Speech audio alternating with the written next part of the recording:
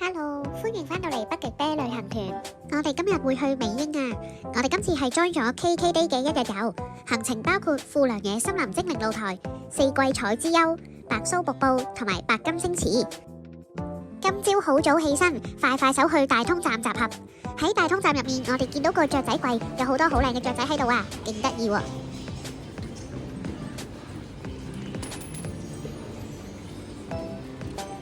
去到集合地點，等齊啲團友就出發啦。今次嘅旅遊巴上面係可以食嘢嘅，導遊仲好細心準備咗垃圾袋俾我哋，我都攞咗我嘅阿波味雞飯團出嚟食啦。食完飯團睡意漸濃，我就瞓咗陣補一補眠啦。隔咗陣，導遊就叫醒我哋，喺一個旅遊巴休息站俾我哋鬆一鬆同埋去洗手間。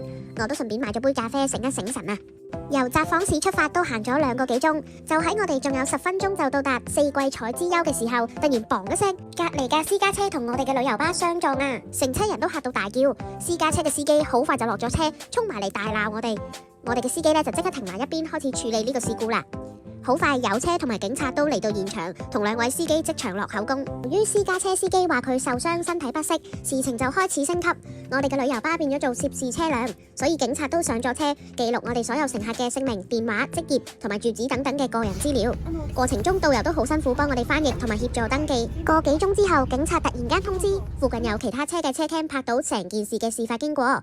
睇咗錄影之後，亦都即時肯定係對方突然 cut 線轉彎，佢係需要負上全部責任同埋賠償旅遊巴損毀嘅維修費用。我哋可以離開現場啦。最後我哋係 cut 咗午餐時間，但係就可以保留所有觀光嘅行程，實在係太好啦！調動之後，我哋而家首先係去咗森林精靈露台先。精靈露台附近係富良野王子酒店嘅王子麵包工房，我哋喺入面都買咗麵包做茶點。包括呢一個忌廉3兄弟同埋道產和牛漢堡麵包。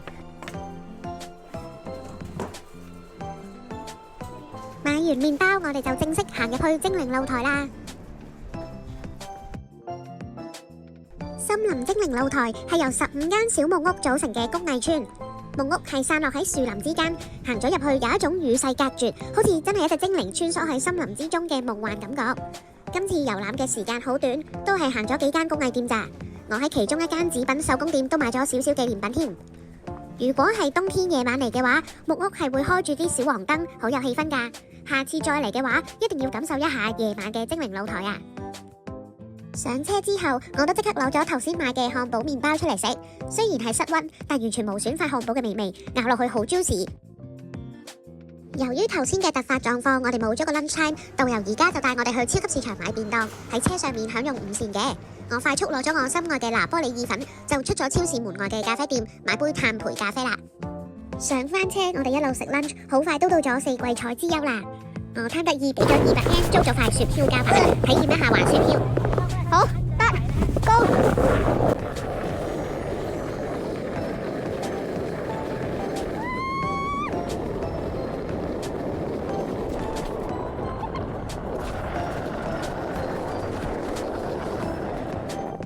玩咗幾轉，過足癮就返去環板啦。見仲有時間，我哋都周圍行下影相，同埋北海道嘅樹外形真係好特別，好靚，好好影相啊！離開咗四季彩之丘，下一個景點就係白蘇瀑布。白蘇瀑布係10升落地下水由岩壁流出嚟形成嘅瀑布，呢一種瀑布呢就叫做潛流瀑布啦。就算喺日本都好少有噶，可能係加埋天氣因素，個瀑布喺冰天雪地之中，更加有一種氣勢磅礴嘅感覺啊！另外都提下大家地面好跣，大家要小心行啊！以下係北極啤跣腳嘅畫面。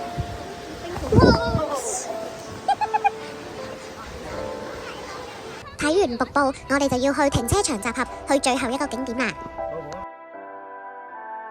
我哋去白金星池係要去睇清池點燈嘅，所以嚟到嘅時候已經漆黑一片啦。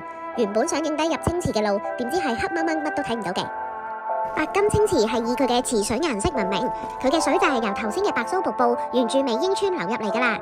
溫泉水因為有特殊嘅火山成分，所以經陽光反射之後係會呈現獨特嘅藍色。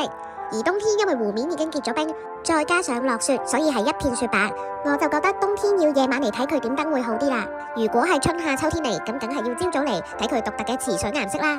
清池點燈真係好靚，好似有一種特別嘅魔力，會吸引你靜靜咁望住個池，仔細欣賞。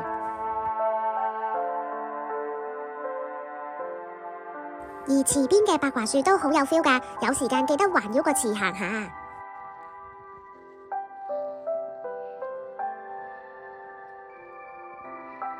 睇完白金清池，我哋嘅美英一日遊就結束啦。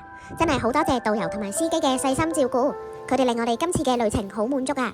呢一個 day tour 我覺得好值得 book， 有機會再同大家分享下啦。